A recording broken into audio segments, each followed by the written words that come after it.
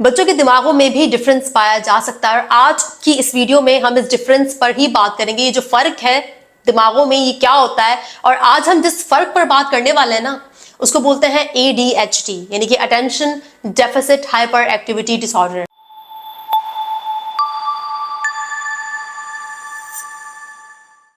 Hello brains, जी हाँ, आप लोगों ने सही सुना, मैंने आप सबको ब्रेन्स कहा यानी कि दिमाग, क्योंकि हम इंसान और कुछ भी नहीं बल्कि हमारा ब्रेन यानी कि हमारा दिमाग है। दिमाग की भी किस्में होती हैं, दो किस्में होती हैं दिमाग की, एक होता है न्यूरोटिपिकल और एक होता है न्यूरो डाइवर्जेंट ब्रेन।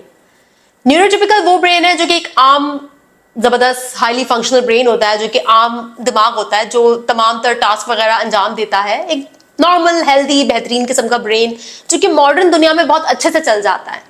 और न्यूरो डाइवर्जेंट वो ब्रेन है जो न्यूरोटिपिकल से बिल्कुल मुख्तलिफ है, ठीक है, तब इसको न्यूरो डाइवर्जेंट कहा जाता है। न्यूरो डाइवर्जेंट ब्रेन में ऑटिज्म भी आता है और ADHD यानी कि attention deficit hyper activity disorder भी शामिल है।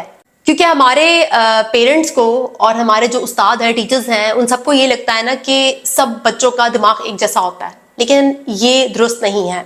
बच्चों के दिमागों में भी डिफरेंस पाया जा सकता है और आज की इस वीडियो में हम इस डिफरेंस पर ही बात करेंगे। ये जो फर्क है दिमागों में ये क्या होता है और आज हम जिस फर्क पर बात करने वाले हैं ना उसको बोलते हैं ADHD यानी कि attention deficit hyper activity disorder. ये बहुत कॉमन है आजकल, अक्सर बच्चे इसकी अजियत से गुजरते हैं लेकिन वालिदैन को और टीचर्स को पता नहीं होता। इवन जब हम एडल्ट हो जाते हैं, ठीक है, और हमें लाइफ में कुछ मसलों का सामना होता है जिंदगी में, तो तब कहीं जाकर हमें पता चलता है कि दरअसल हमें ADHD है।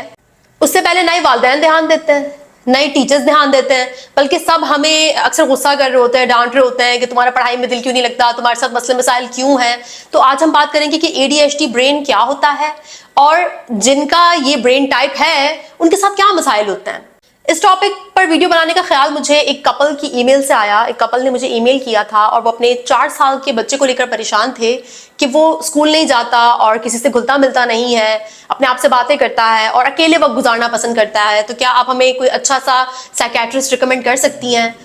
इसके अलावा मुझे ईमेल आई थी खदीजा की, जो कि अपनी स्टडीज़ में बहुत स्ट्रगल कर रही हैं और वो मुझसे अक्सर पूछती हैं कि उनसे क्यों पढ़ाई नहीं होती।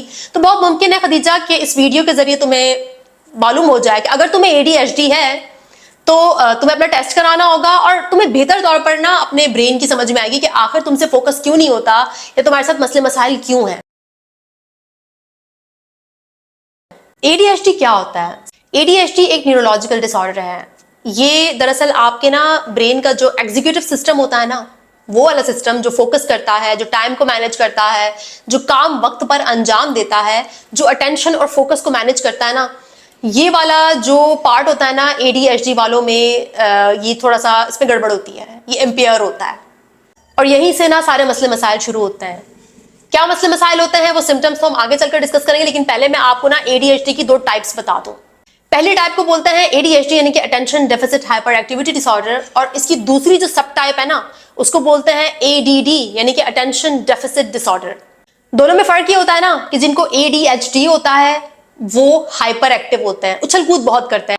ADD वाला जो होता है ना वो हाइपर एक्टिव नहीं होता, मसले मसाइल उसको भी वही होते हैं, एग्जीक्यूटिव सिस्टम उसका भी ठीक से काम नहीं कर रहा, लेकिन वो हाइपर एक्टिव नहीं होता, बल्कि अगर आप उसे एक जगह बिठा दे तो वो सुकून से बैठ जाता है। ADHD का पता लगाना ना लड़कों में तो बहुत आसान होता है, बचपन में वो सिम्टम्स बड़ी आसानी से हमें वाजे हो जाते हैं, लेकिन जो लड़कियां हैं उनमें उसका पता लगाना बहुत मुश्किल होता है। खासकर अगर आप एडल्ट हैं और आप अभी जब इस वीडियो को देखेंगे तो उसके बाद आपको लगेगा कि आपको भी ADHD है, तो आपको टेस्ट करवाना चाहिए, क्योंकि एडल्ट होकर ADHD आपको और भी तकलीफ देता है अगर तो आप इसकी समझ नहीं रखते और आप इसको ट्रीट नहीं करते। सबसे पहले तो मैं आपको एक बात बता दूं कि ADHD ना कोई मेंटल इलनेस नहीं है, ये कोई जहनी बीमारी नहीं है, ये कोई बिहेवियरल प्रॉब्लम नहीं है। आपके बिहेवियर का मसला नहीं है कि मैं आपको डांटूं, बच्चा बैठ नहीं रहा, मैंने उसको डांटा तो बस वो एक जगह बैठ गया, ठीक है, उसके बिहेवियर का मसला तो मैंने उसको डांट कर या समझाकर दुरुस्त कर दिया। ADHD दरअसल आपके जो ब्रेन में ना इम्पेयरमेंट है, जो सेल्फ मैनेजमेंट वाला जो आपका एरिया होता है ना ब्रेन में, जो आपके फ्रंटल लोब्स होते हैं, ये वहां गड़बड़ होती है, ठीक है, और यही वजह है कि ये कोई जहनी बीमारी नहीं है, बल्कि ये एक ब्रेन टाइप है, एक ऐसा दिमाग जो बहुत ही मुख्तलिफ तरीके से काम करता है। ये न्यूरोटिपिकल यानी कि आम दिमाग से ना थोड़ा मुख्तलिफ तरीके से काम करता है। तो अगर आप इसको समझ लें, ठीक है, आप इसकी ट्रीटमेंट करवाएं और आप अपने दिमाग को बेहतर तौर पर, ये जो डिसऑर्डर है इसको बेहतर तौर पर अगर आप समझ लेंगे ना, तो आपको ना अपनी लाइफ को और अपने आप को मैनेज करने में बहुत आसानी होगी। मैं इसको डिसऑर्डर नहीं मानती अगर आप मुझसे मेरा जाती ओपिनियन पूछें, बल्कि मैं कहती हूँ कि ये एक मुख्तलिफ दिमाग है, एक डिफरेंट ब्रेन है जिसको फंक्शन करने के लिए, इस दुनिया में चलने के लिए थोड़ा सा ना डिफरेंट स्ट्रेटजीज की जरूरत होती है। सबसे पहले तो मैं आपको इसकी ना बिल्कुल जो मेन टिपिकल इश्यूज है वो बताऊंगी, लेकिन आगे हम थोड़ा डिटेल में पढ़ेंगे। सबसे पहला सिम्टम है इनअटेंशन, यानी कि तवज्जो का ना होना, लापरवाही होना। दूसरा सिम्टम है लैक ऑफ फोकस। जी हाँ, आपका जो फोकस है ना वो एक जगह टिक नहीं पाता इसमें। पोअर टाइम मैनेजमेंट, ये सबसे बड़ा प्रॉब्लम है। एडीएचडी वाले और एडीडी वाले ना टाइम मैनेजमेंट, उनको टाइम का नहीं पता चलता, वो टाइम को मैनेज करना नहीं जानते। वीक इंपल्स कंट्रोल, मतलब ये कि अगर कोई एकदम से कोई चाहत उठती है तो ये उसको ना उस पर कंट्रोल नहीं कर सकते, एकदम से ये उस पर एक्ट करते हैं, एकदम से बिना सोचे समझे ना उस पर अमल करते हैं। एग्जैजरेटेड इमोशंस, एडीएचडी वालों को ना जो इमोशंस हैं वो बहुत ही ज्यादा गहराई में फील होते हैं और बहुत ज्यादा फील होते हैं और उस पर कंट्रोल भी नहीं होता उनका। हाइपर फोकस, जी हाँ, अजीब ही डिसऑर्डर है कि एक तरफ अटेंशन डेफिसिट है, यानी कि तवज्जो का मसला है, लेकिन इधर हाइपर फोकस भी है। ये बहुत ही इंटरेस्टिंग पॉइंट है जिसे मैं आगे चलकर एक्सप्लेन करूंगी कि यहाँ हाइपर फोकस से क्या मुराद है। एग्जीक्यूटिव डिसफंक्शन, सबसे मेन प्रॉब्लम ही यही है कि आपसे फोकस या टाइम मैनेजमेंट, अपने टास्क पूरे करना, ये सारी चीजों का जो प्रॉब्लम है ना वो आपके एग्जीक्यूटिव फंक्शन से होता है, और एडीएचडी वालों में ये चीज जो है ना वो थोड़ी गड़बड़ होती है। सबसे पहला मसला, क्लोज अटेंशन नहीं दे पाते, बहुत ही केयरलेस मिस्टेक करते हैं, चाहे ऑफिस वर्क हो, चाहे कोई रिपोर्ट तैयार करनी हो, या फिर आपका स्कूल का वर्क हो। इनको लंबे लेक्चर्स और लंबी कन्वर्सेशंस, यानी कि जो लंबे लेक्चर होते हैं या जो बहुत लंबी वाली जो गुफ्तगू होती है ना, उसमें इनको अपना फोकस बरकरार रखना बहुत मुश्किल लगता है। ये एकदम से लेक्चर अगर चल रहा होता है क्लास में और जैसे ही थोड़ी देर होती है तो उसके बाद से ना इनका फोकस वहां से हट जाता है, ये चाहकर भी दोबारा अपना फोकस नहीं लेकर आ पाते। और यही हाल इनका ना कॉन्वर्सेशंस में होता है, आप इनसे गुफ्तगू कर रहे होते हैं और ये इनका दिमाग कहीं और ही भटक रहा होता है। लेंदी रीडिंग, ज्यादा लंबा ऐसे हो या मोटी किताब हो उसको देखकर ये घबरा जाते हैं और इनसे नहीं पढ़ा जाता इतना। अगर कोई लेंदी ऐसे है या किताब है या कोई लेक्चर है तो ये नहीं पढ़ सकते उसे। कोई डिस्ट्रैक्शन हो या ना हो, अगर आप इनसे बात करें तो आपको ऐसा फील होता है कि जैसे ये सुन ही नहीं रहे। कॉन्वर्सेशन हो रही होती है, आप इतनी अहम बात कर रहे होते हैं, इनका दिमाग कहीं और ही होता है और आपको साफ पता चल रहा होता है कि ये बंदा मुझे नहीं सुन रहा, इसके साथ कोई मसला है। खासकर तब जब आप इनसे डायरेक्टली बात करें, अगर आप इनसे मुखातिब हैं, इनसे आप इनकी आंखों में आंखें डालकर बात कर रहे हैं तो ये ज्यादा देर ना आपकी बात सुन नहीं पाते। इनको फॉलो थ्रू में बहुत मसला होता है। क्लास में अगर टीचर आपको काम करवा रहा है और काम के दौरान वो आपको इंस्ट्रक्शंस दे रहा है, आपको इंस्ट्रक्शंस को फॉलो करना है, यानी कि जो आपको चीजें बताई जा रही हैं आप इनको फॉलो करना है, ये उसे फॉलो नहीं कर पाते। इनका स्कूल वर्क, इनका ऑफिस वर्क या जो भी टास्क होता है वो इसी वजह से इनकम्प्लीट रह जाता है। क्यों? क्योंकि अपना फोकस बहुत जल्दी खो देते हैं। सबसे बड़ा प्रॉब्लम जो कि एडीएचडी वालों को सहना पड़ता है वो होता है डिसऑर्गेनाइजेशन। जी हाँ, इनकी अलमारी हो, इनका डेस्क हो या इनका बैग हो, कुछ भी हो, वो कभी भी ऑर्गेनाइज नहीं होता, हमेशा बेतरतीब।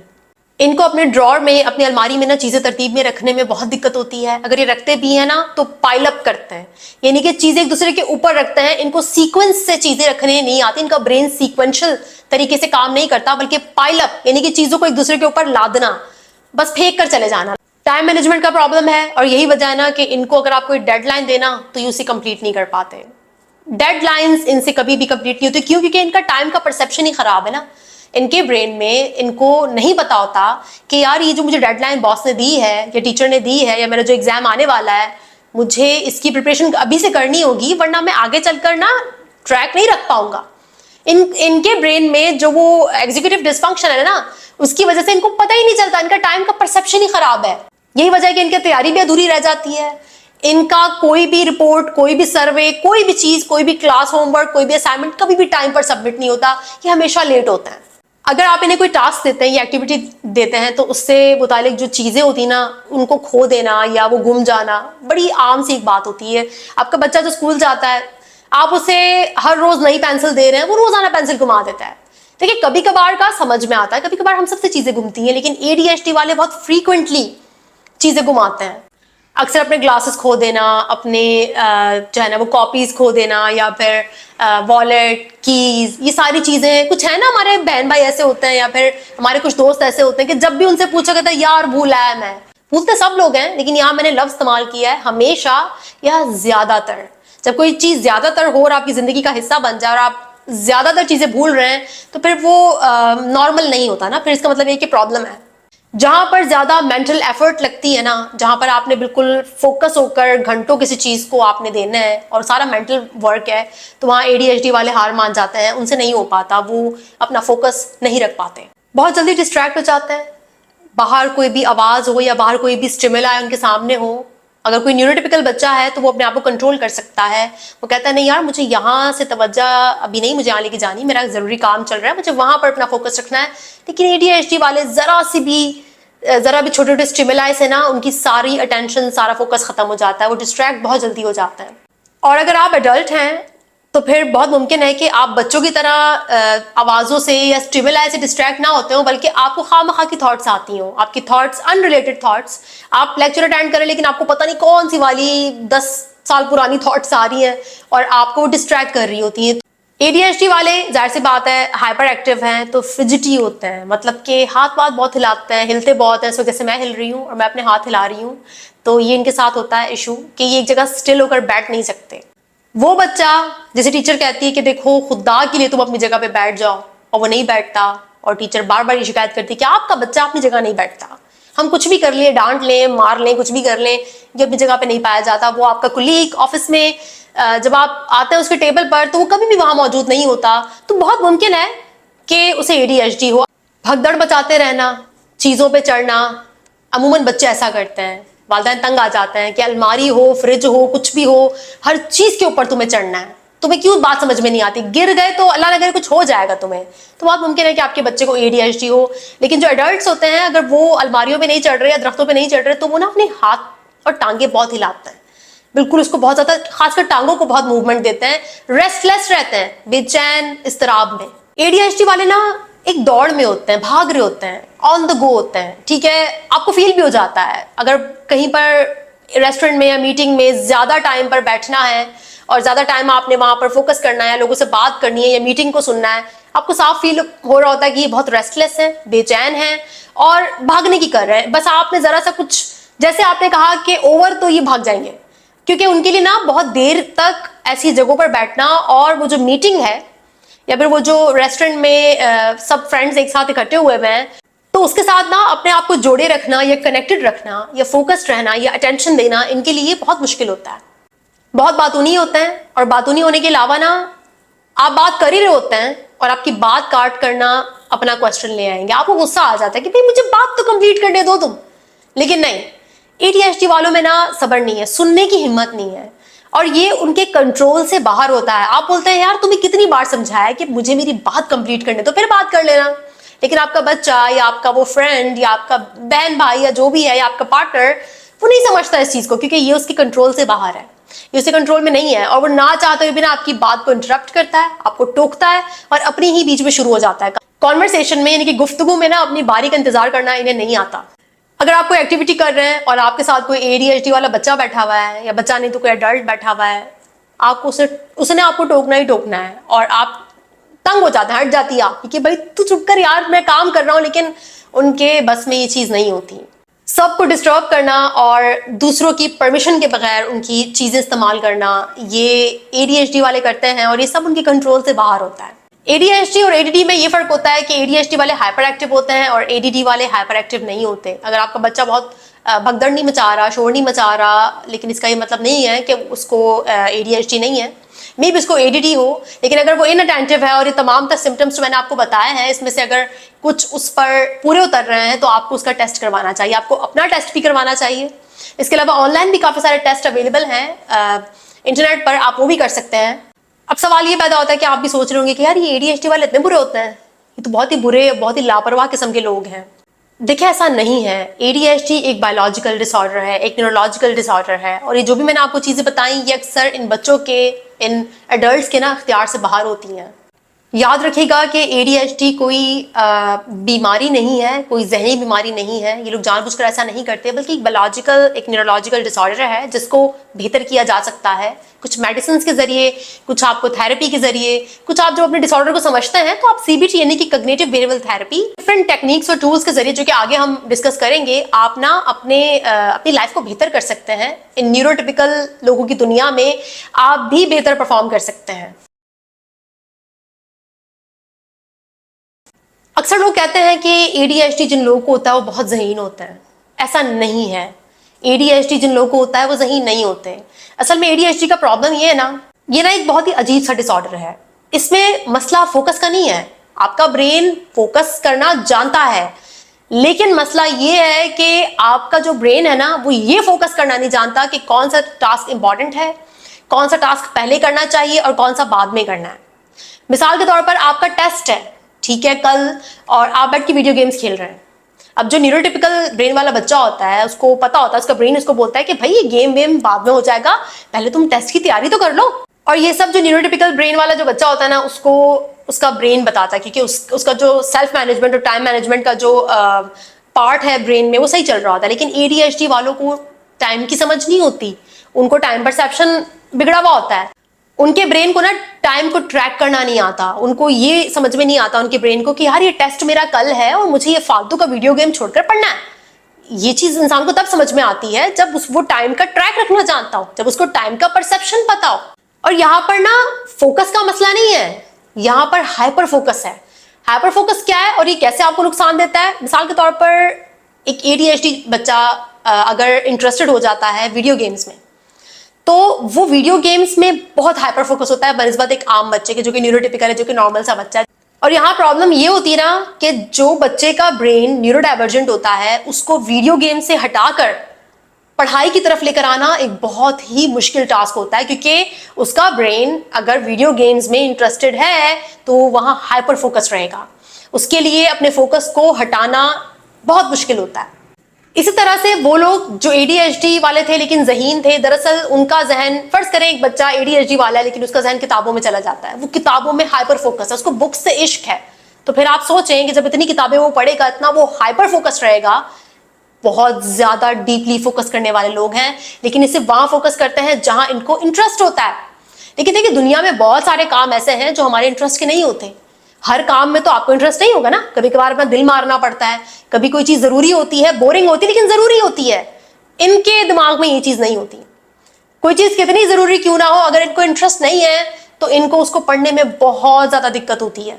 तो अगर इनका दिमाग साइंस में है, फर्ज करें इनको इंटरेस्ट साइंस में है, तो फिर आप सिर्फ अंदाजा लगा सकते हैं कि ये कितना हाइपर फोकस हो सकता है साइंस में। फिर ये वही बच्चे होते हैं जो इन्वेंशंस कर रहे होते हैं, ठीक है, हम बोलते हैं यार इसको ADHD था, कितना ज़हीन है, न्यूरो डाइवर्जेंट था।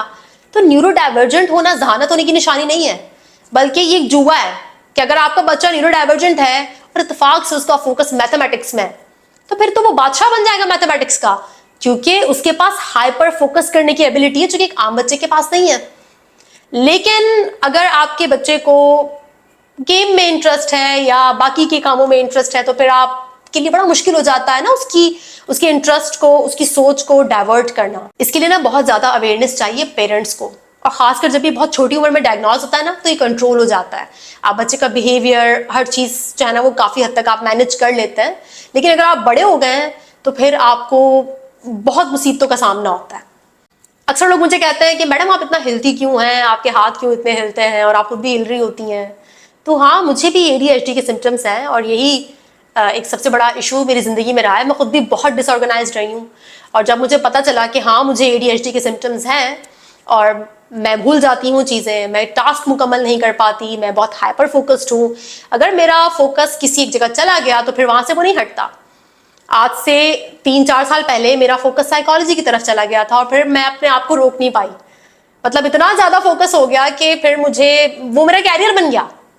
मैं अपने आप को रोक ही नहीं पाती थी। मैं इतनी बुक्स पढ़ती थी साइकोलॉजी पर और आगे पीछे फिलॉसफी पर कि मुझे समझ में नहीं आता था कि मैं स्टॉप कैसे हूँ। तो वहां से मुझे फिर अंदाजा हुआ कि दरअसल मेरे अंदर ADHD के सिम्टम्स हैं, और सारी जिंदगी मैं अपने बिहेवियर पर अपनी अम्मा से गालियां खाती आई हूँ, क्योंकि उन्हें पता नहीं था कि ये सिम्टम्स मेरे अंदर है। उनको लगता था कि ये मेरा बिहेवियर प्रॉब्लम है और मुझे समझ में नहीं आता कि कब क्या बोलना है, या फिर मैं बदतमीज हूँ, या फिर मुझे ढंग नहीं है, मैं क्लमजी हूँ, और अक्सर लोग मुझे बोलते हैं कि आप बहुत एब्सेंट माइंडेड हैं या स्पेस्ड आउट रहती हैं आप। लेकिन अब यकीन माने, जब मुझे इस बात का अंदाज़ा हुआ कि मेरे अंदर ADHD के सिम्टम्स हैं, तो मैंने कोई मेडिसिन नहीं ली। मुझे मेडिसिन लेना पसंद नहीं है, लेकिन इसका ये मतलब नहीं है कि आप मेडिसिन ना लें। अगर आपके साइकियाट्रिस्ट आपको रिकमेंड करते हैं तो आप ज़रूर लें, साइकियाट्रिस्ट की सुने, मेरी ना सुने इस मामले में। लेकिन मैंने अपने ADHD को बहुत कंट्रोल किया, कुछ चीज़ों को मैंने एक्सेप्ट किया। वो मेरी समझ में आ गया था कि यार ये नहीं हो सकता। जैसे कि मेरा बहुत ज़्यादा हिलना, मैं हिलती रहती हूँ, मुझसे ना एक जगह नहीं बैठा जाता, ये इशू है मेरे साथ। लेकिन कुछ चीज़ें ऐसी थी, जैसे टाइम मैनेजमेंट हो गया, या हर जगह लेट पहुंचना हो गया, या फिर भूल जाना, बच्चे को मेडिसिन देना भूल जाना, या फिर कोई बहुत ही ज़रूरी काम करना भूल जाना, या कभी कभार मैं ना ATM में मशीन में कार्ड भूल जाती थी, फ़ोन कितनी बार मैंने जो है भूल कर आ जाती थी, और बहुत सी चीज़ें ना कभी जगह पे नहीं मिलती थी। आज भी मेरी कबर्ड, मेरा ड्रॉर मुझे सही करना पड़ता है, लेकिन वो कभी सही नहीं होता।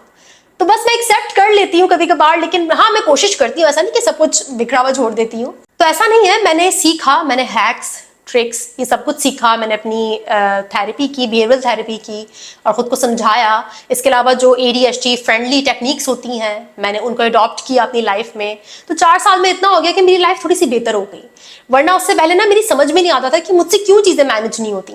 और ख़वातीन में ना ADHD तब बहुत ज़्यादा बुरी शक्ल इख्तियार कर लेता है जब वो मदरहुड में जाती हैं, जब वो अम्मा बनती हैं। जैसे कि जब मेरा बेटा पैदा हुआ तो मुझ पर बहुत सारी रिस्पॉन्सिबिलिटीज़ आ गई, और मुझे नहीं पता था कि मैं ADHD के सिम्टम्स हैं मुझ में, और मुझे तो मैनेज करने कुछ भी नहीं आता था। मुझे बहुत सारे मसाइल का सामना था, और मुझे वो वक्त याद है कि वो कितना मुश्किल वक्त था। अगर मुझे उस टाइम अंदाज़ा होता तो बेहतर होता, लेकिन इतनी अवेयरनेस नहीं थी मुझे। इंशाल्लाह आगे चलकर मैं आप सबसे शेयर करती रहूँगी ADHD के मुतालिक और भी बातें, और क्या हैक्स हैं, किस तरह से आप चीज़ों को बेहतर कर सकते हैं, कैसे अपना फोकस बेहतर कर सकते हैं, कैसे मैं अपनी बिखरी हुई अलमारी और बिखरे हुए जो मेरे दराज हैं उनको ठीक करती हूँ, लेकिन वो कभी भी ठीक नहीं होते, हर हफ्ते मुझे करना पड़ता है। तो ऐसा नहीं है, आप भी अपनी ADHD को, अगर आप ADHD नहीं भी हैं और उसमें से कुछ सिम्टम्स आपके हैं, तो आप उन्हें बेहतर कर सकते हैं। मैंने बेहतर किया है, 4 साल में मुझे बहुत अच्छे रिजल्ट्स नजर आए, और मैं अपने आप से इतनी ज़्यादा जो डिसअपॉइंटेड रहती थी, तो चीज़ें कुछ बेहतर हो गई। देखिए, अवेयरनेस जो है ना, जब आपको आगाही आ जाती है ना, तो आपके आधे मसले वहीं पर हल हो जाते हैं। नॉलेज ना होना, अवेयरनेस ना होना आपकी तकलीफों को डबल कर देता है। जब मुझे अंदाजा हुआ कि हाँ, मेरे अंदर ये सिम्टम्स हैं, ये इशू है, तो मैंने फिर अपनी लाइफ को ना उसके गिर्द ऑर्गेनाइज करना शुरू किया। मुझे समझ में आ गया, उससे पहले मैं खुद को ब्लेम करती थी कि शायद मुझ में कोई कमी है, शायद मैं इररिस्पॉन्सिबल हूँ और मैं ज़्यादा ध्यान नहीं देती चीज़ों की तरफ। लेकिन बाद में मुझे समझ में आया कि ये सब मेरे बस में नहीं है, ये सब मेरे कंट्रोल से बाहर है, और मैं ये कंट्रोल दोबारा से गेन कर सकती हूँ। ऐसी बात है, मैं बहुत सारे हैक्स का इस्तेमाल करके, बहुत सारे टूल्स एंड टेक्निक्स का इस्तेमाल करके, और CBT यानी कि कॉग्निटिव बिहेवियरल थेरेपी का इस्तेमाल करके मैं अपनी लाइफ को दोबारा से ऑर्गेनाइज कर सकती हूँ। अगर मैं 4 साल पहले से अपना मुआवजा करूँ, आज मैं अपना कंपैरिजन करूँ, तो अब बहुत बेहतर है मेरी लाइफ। क्योंकि 4 साल के ना बहुत ज़्यादा स्ट्रगल के बाद कुछ चेंजेस आए हैं। तो उम्मीद है जब मैं कर सकती हूँ तो बहुत मुमकिन है कि आप भी कर पाएँ। तो अगर आपके बच्चे बाकी बच्चों की तरह बिहेव नहीं करते, तो उन्हें डांटना या उन्हें डिग्रेड करना या उन्हें परेशान करना ना मसले का हल नहीं है, बल्कि गौर करें कि आखिर मेरा बच्चा ऐसा क्यों है। बच्चे पेरेंट्स की जिम्मेदारी होते हैं। जब पेरेंट्स अपने बच्चों के रवैयों पर गौर करते हैं और उनको सपोर्ट करते हैं, उनकी मदद करते हैं, तो बच्चे इस दुनिया में थ्राइव करते हैं। कोई फर्क नहीं पड़ता आप न्यूरो डाइवर्जेंट है या न्यूरोटिपिकल, आप ADHD हैं या फिर नॉर्मल चाइल्ड। अगर आपके पेरेंट्स सपोर्टिव हैं, वो आपको समझते हैं, वो आपके लिए एक आसान और बेहतरीन जिंदगी तश्कील देते हैं, तो आप हर किस्म के दिमाग के साथ ना चलना सीख लेते हैं। तो खुदारा अपने बच्चों का मवाजना ना करें दूसरों से, अपने बच्चे की यूनिकनेस को, उसकी पर्सनालिटी को, उसके ब्रेन को, ब्रेन टाइप को समझें और उसकी मदद करें इस मुश्किल तरीन जिंदगी के सफर को कदरे आसान बनाने में। आपको इस बात का अंदाजा नहीं है कि जब कोई आपके बिहेवियर पर उंगली उठाता है, जब कोई आपको बोलता है कि तुम स्पेस्ड आउट हो, या तुम्हारा दिमाग कहाँ रहता है, या फिर तुम लापरवाह हो, तुम ये हो, तुम वो हो, तो बहुत दुख होता है, बहुत सारा कॉन्फिडेंस टूट जाता है, अपने ऊपर कोई एतमाद नहीं रहता। मैं गुजर चुकी हूँ इस सबसे, तभी मैं आपसे बोल रही हूँ कि अपने बच्चों के साथ ऐसा ना करें। यहाँ पर एक बहुत इंपॉर्टेंट पॉइंट जो मैं शेयर करना भूल गई, मुझे अभी याद आया कि ADHD ना जेनेटिकल होता है। अगर वालदैन में से किसी एक को ADHD है, या आपकी फैमिली में किसी को ADHD है, तो बहुत मुमकिन है कि वो जीन है ADHD का, वो ट्रांसफर होता है। 75% चांस होता है इसके जेनेटिक्स के जरिए ADHD जो है ना वो ट्रांसफर होने के। तो प्लीज अपने बच्चों को समझें, जानें, उन्हें सपोर्ट करें, उनके कॉन्फिडेंस को बढ़ाएं। उनके कॉन्फिडेंस को तोड़े नहीं। आपके बच्चे आपकी ख्वाहिशात पूरी करने नहीं आए, बल्कि वो आपकी जिम्मेदारी हैं। साइंस की मदद लें, साइंस की मदद से उनको समझें, और ये जो जिंदगी का कठिन सफर है ये तय करने में उनकी मदद करें। इंशाल्लाह नेक्स्ट वीडियो में मुलाकात होगी, तब तक के लिए अपना बहुत ख्याल रखिएगा। Thank you so much.